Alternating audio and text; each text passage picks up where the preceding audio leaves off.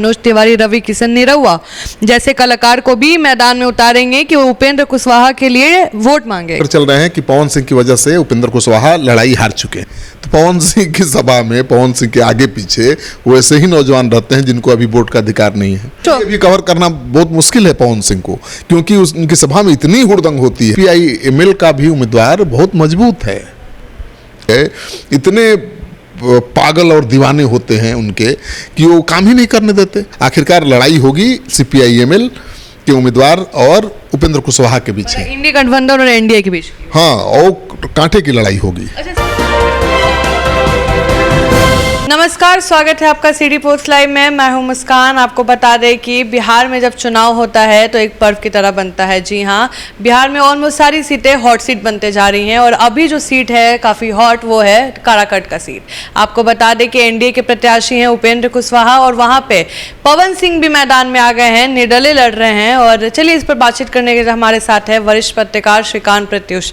Sir, क्या लगता है कि पवन सिंह आएंगे तो क्या गोलबंद कर पाएंगे क्या काराकट की जनता को? पवन सिंह एक सुपर स्टार हैं, सिंगर हैं, उनके फैंस भी बहुत हैं, लेकिन चुनाव अलग चीज़ है और फैंस बनाना अलग चीज़ है। चुनाव में बिहार का ऐसा रिकॉर्ड नहीं है। आप देख लीजिएगा कि जो भी फिल्म स्टार हैं उत्तर प्रदेश से या दूसरे राज्यों से चुनाव लड़ते हैं वो जीतते भी हैं, लेकिन बिहार की कोई राजनीतिक पार्टी किसी फिल्म स्टार पर भरोसा नहीं करती है और न उन्हें कभी टिकट देती है न उम्मीदवार बनाती है। पवन सिंह तो आरा से चुनाव लड़ना चाहते थे लेकिन टिकट नहीं मिला, फिर उनको आसनसोल से बीजेपी ने कैंडिडेट बना दिया। चुनाव मैदान में उतरने के पहले ही भाग खड़े हुए। तो पवन सिंह को भी अपनी औकात का अंदाज़ा है।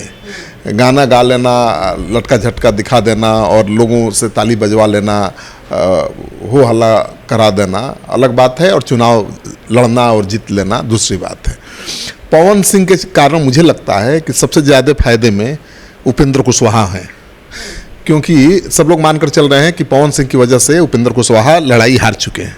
सब जनरल परसेप्शन यही है, लेकिन सच्चाई यह है कि पवन सिंह की सब जो रोड शो करने वाले थे, मैं गया था दाऊद नगर में, तो पवन सिंह तो नहीं आए, क्योंकि उनके आने के पहले 50-100 यंगस्टर्स से लड़के थे जो 10 से 14 साल 15 साल के होंगे, एकदम हुड़दंग थे।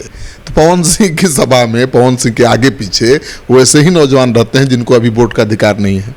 उनकी उम्र 18 साल से कम है और वो हुड़दंग कर सकते हैं, वो हो हल्ला मचा सकते हैं, हंगामा कर सकते हैं, लेकिन उस हंगामे से, उस हुड़दंग से आम लोग प्रभावित हो रहे हैं, दुकानदार प्रभावित हो रहे हैं, और उनको लगता है कि अगर ये जीत गया वाकई तो वो शहर में जीना मुश्किल हो जाएगा। ऐसा क्यों? क्योंकि उनके समर्थक हुड़दंगी हैं। तो ऐसे लोग थे जिनको वोट का अधिकार ही नहीं है। सब बच्चे थे 12 साल से 14 साल 15 साल के, और सब बेहद हुड़दंगी थे। अच्छा, जो सर रोड शो भी कवर करना बहुत मुश्किल है पवन सिंह को, क्योंकि उनकी सभा में इतनी हुड़दंग होती है, इतने पागल और दीवाने होते हैं उनके कि वो काम ही नहीं करने देते। पवन सिंह की सभा हो, रोड शो हो, तो आम लोगों की सामतानी तय है। तो ऐसा नेता कोई चाहेगा कि जिसकी वजह से उनकी दुकानें बंद करनी पड़े? ऐसा नेता कोई चाहेगा कि जिसकी वजह से उनकी परेशानी बढ़ जाए? तो पवन सिंह हंगामा जरूर मचा रहे हैं, नाटक नौटंकी जरूर कर रहे हैं, उनके आगे पीछे सैकड़ों यूथ जरूर घूम रहे हैं, लेकिन वो ऐसे ही यूथ हैं जिनका कोई लोकतंत्र में या कहीं चुनाव में कोई महत्व नहीं है, उनको वोट देने का अधिकार ही नहीं है, और जिनको वोट देने का अधिकार है पवन सिंह के साथ घूम नहीं रहे हैं। तो पवन सिंह ने एक माहौल क्रिएट कर दिया है। पवन सिंह से सबसे ज़्यादा नुकसान अगर होगा तो इंडिया गठबंधन को होगा, क्योंकि जो उनके फैंस हैं, मैंने देखा, वो निचले तबके के लोग हैं, क्योंकि उनको पवन सिंह की भोजपुरी भाषा में गाई हुई गीतें अच्छी लगती हैं। पवन सिंह तो अश्लील गीत भी गाते हैं, उसी के लिए जाने भी जाते हैं, तो उनके गीत खूब पसंद करते हैं मजदूर क्लास के लोग। तो वो किसके वोटर हैं? वो इंडिया गठबंधन के वोटर हैं, जो पवन सिंह कर रहे हैं, बने ही रहेंगे, क्योंकि उन्होंने अपनी माँ का नॉमिनेशन कराया था, माँ ने अपना नॉमिनेशन वापस ले लिया है और पवन सिंह ही चुनाव लड़ेंगे। तो मुझे लगता है कि पवन सिंह को जो भी वोट मिल रहा है वो NDA के समर्थकों का नहीं मिल रहा है, उनको केवल इंडिया गठबंधन के जो समर्थक हैं, जो निचले तबके के लोग हैं, वही वोट देंगे। तो नुकसान तो इंडिया गठबंधन का होगा।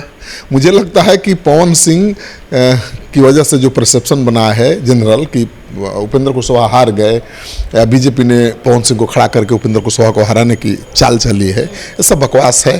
क्योंकि मैंने उपेंद्र कुशवाहा से भी पूछा कि कहा जा रहा है कि बीजेपी ने आपको हराने के लिए पवन सिंह को खड़ा कर दिया है, लेकिन ये सच्चाई नहीं है। बीजेपी ने उनको खड़ा नहीं किया है। बीजेपी ने तो उनको टिकट दिया था बंगाल से, वो भाग गए लड़ने के डर से, हारने के डर से। अब यहाँ आकर वो हंगामा कर रहे हैं, माहौल बना रहे हैं, तो ठीक है, चर्चा में बने रहेंगे चुनाव तक। सुनने में आ रहा है कि भाजपा भी इसमें पीछे हटने वाला नहीं है। भाजपा उपेंद्र कुशवाहा के लिए मनोज तिवारी, रवि किशन निरहुआ जैसे कलाकार को भी मैदान में उतारेंगे कि वो उपेंद्र कुशवाहा के लिए वोट मांगे। देखिए, उतर सकते हैं। मनोज तिवारी बीजेपी के नेता हैं, निरहुआ सब बीजेपी से जुड़े हुए लोग हैं। अब बीजेपी में मुझे नहीं लगता कि उनका कोई करियर है, क्योंकि बीजेपी अब उनको कभी मौका नहीं देगी चुनाव लड़ने का। और अगर बीजेपी के उम्मीदवार होते, कहीं से भी चुनाव लड़ते, तो इतना बुरा हाल नहीं होता जितना अभी उनका होने वाला है। क्योंकि लोग तमाशा तो देख रहे हैं, उनको देखने जा रहे हैं, सेल्फी खिंचा रहे हैं। वोट देने की बारी आ गई तो माले के खिलाफ गोलबंद हो जाएंगे, क्योंकि वहाँ जो उम्मीदवार है जिससे लड़ाई है उपेंद्र कुशवाहा की, वो माले का उम्मीदवार है, CPI-ML का उम्मीदवार है, और उसके खिलाफ स्वर्ण समाज के लोग गुलबंद हो जाएंगे। जो मोदी के वोटर्स हैं, जिनको 5 किलो अनाज मिल रहा है, राशन कार्ड, घर मिला है, पक्का मकान मिला है, गैस सिलेंडर मिला है, आयुष्मान योजना का लाभ मिल रहा है, वो तो मोदी कर ही रहे हैं ग्राउंड लेवल पर। तो वो तो मोदी को छोड़कर कहीं नहीं जाने वाले हैं, वो तो मोदी को वोट देंगे।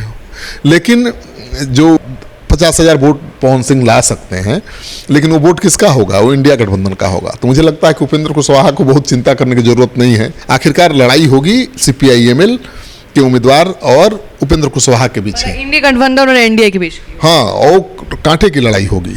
तो भीड़ जो जुटती है पवन सिंह की सभा में, आप जाकर देख लीजिए, आप मुश्किल हो जाएगा वहाँ से सुरक्षित लौटना। आपका अपमान हो सकता है, आपके साथ मारपीट हो सकती है, आपके साथ कुछ भी उनके समर्थक कर सकते हैं। तो मीडिया वाले भी दूर दूर ही रहते हैं पवन सिंह से। पवन सिंह सोकर ही 12-1 बजे उठते हैं और 2 घंटे के लिए निकल फिर कैद हो जाते हैं। वो किसी से सुलभ भी नहीं है, वो आसानी से कोई उनसे मिल भी नहीं सकता है, और मिलेंगे भी तो उनके ऐसे फैंस हैं कि उन्हीं को नोच डालेंगे। उनके ऐसे हुड़दंगी फैंस हैं कि उनको जीना हराम कर देंगे। तो खुद वो डर रहते हैं, समय रहते हैं, और शासन प्रशासन उतनी सुरक्षा व्यवस्था कहाँ से देगा? तो मुझे लगता है कि दाऊद नगर में जो उनका रोड शो था, सुरक्षा प्रशासन ने नहीं दिया और उनको स्थगित करना पड़ा। और जो क्राउड थी वहाँ, जो लड़के थे, इतने पागल थे, इतने, तो पवन सिंह के आने से कोई फर्क नहीं पड़ेगा। लड़ाई सीधी लड़ाई है CPI-ML और उपेंद्र कुशवाहा के बीच, और कांटे की टक्कर है। ये नहीं कह सकते कि आप उपेंद्र कुशवाहा मजबूत हैं और CPI-ML का उम्मीदवार कमज़ोर है। CPI-ML का भी उम्मीदवार बहुत मजबूत है, साउंड का आदमी है, कुशवाहा समाज से आता है, और लालू यादव ने इसीलिए उनको उम्मीदवार बनाया है कि वो कुशवाहा वोटर को अपनी तरफ खींच पाएंगे। अगर वाकई कुशवाहा वोटर को अपने तरफ आकर्षित करने में सफल रहते हैं तो लड़ाई बहुत मुश्किल हो जाएगी उपेंद्र कुशवाहा के लिए। लेकिन सवाल ये उठता है कि उपेंद्र कुशवाहा को कुशवाहा नेता मानेगा कि CPI-ML के जो राजा राम जी हैं उनको मानेगा? उपेंद्र कुशवाहा तो कुशवाहा के स्थापित नेता है ना, बड़े नेता हैं। बहुत पार्टियों ने कोशिश की कुशवाहा नेता को आगे करने की, बीजेपी ने भी किया, लेकिन उपेंद्र कुशवाहा के टक्कर का कोई कुशवाहा नेता आज तक बन नहीं पाया। कोई स्थापित नेता कुशवाहा का नहीं है उपेंद्र कुशवाहा के अलावा। लेकिन कुशवाहा वैसे भी ज़्यादा कंफर्टेबल बीजेपी के साथ महसूस करते हैं, बीजेपी के लिए ही वोट करते रहे हैं, नीतीश कुमार के लिए वोट करते रहे हैं। मतलब पवन सिंह जो वोट गोलबंद करेंगे वो इंडी गठबंधन का करेंगे, खराब करेंगे। जो वोट खराब करेंगे वो इंडिया गठबंधन का करेंगे। वो क्राउड इंडिया की समर्थक नहीं है, वो तो इंडिया गठबंधन के ही लोग हैं जो उनके आगे पीछे हुड़दंग कर रहे हैं, घूम रहे हैं, हो कर रहे हैं। पवन सिंह की सभा को या रोड शो को कवर करना सबसे दुरूह काम है। दुकानदार थे, उनसे मैंने बात किया, उन्होंने कहा कि ये तो वोट कटवा है, ये तो वोट काटने के लिए आया है, उपेंद्र कुशवाहा को हराने के लिए आया है। लेकिन वो समझ रहे हैं ये बात, मतलब वोट नहीं देंगे इसको। तो जो जिस बल पर कूद रहे हैं कि राजपूत समाज इनके साथ गोलबंद हो जाएगा, वो बकवास बात है। राजपूत काराकाट के बहुत समझदार हैं, बहुत संवेदनशील हैं। लड़ाई सीधी होगी, आमने सामने की होगी, वो CPI-ML और उपेंद्र कुशवाहा के बीच होगी। जो कह रहे हैं लोग कि अब लड़ाई हो गई है CPI-ML और पवन सिंह के बीच, ऐसा नहीं होने जा रहा है। ऐसा होता तो शायद राजपूत, ब्राह्मण, भूमिहार सब लोग दे देते पवन सिंह को वोट, मजबूरी में, सीपीआईएम को रोकने के लिए। लेकिन एनडीए गठबंधन बहुत मजबूत है ना, मोदी फैक्टर भी है, कुशवाहा के बड़े नेता हैं, ब्राह्मण, भूमिहार, राजपूत बीजेपी या एनडीए के उम्मीदवार के पक्ष में ही वोट करेंगे। और मुझे लगता है कि बीजेपी में आगे वो बने भी नहीं रह पाएंगे, क्योंकि बीजेपी उनके खिलाफ बड़ी कार्रवाई कर सकती है, क्योंकि उन्होंने उपेंद्र कुशवाहा के खिलाफ लड़कर, तो मुझे लगता है कि लड़ाई आखिरकार होने जा रही है उपेंद्र कुशवाहा बनाम सीपीआईएमएल के उम्मीदवार राजाराम। दोनों मजबूत उम्मीदवार हैं, दोनों के बीच ही लड़ाई है। और पवन सिंह जितना ज़्यादा वोट काटेंगे उपेंद्र कुशवाहा की लड़ाई उतनी आसान होगी, क्योंकि वो काट रहे हैं इंडिया गठबंधन का वोट। तो आप सुन रहे थे क्या कुछ का कहना है कि जो काराकट में जो रोड शो है वो काफ़ी अग्रेसिव हो गया है, वहाँ पे रोड शो को कवर करना काफ़ी मुश्किल है। देखिए, कहने की बात होती है, कैमरा के सामने लोग किसी का भी नाम लेते हैं, लेकिन जब वोट देने का बात आता है तो तब पता चलता है कि सरकार किसकी बन रही है।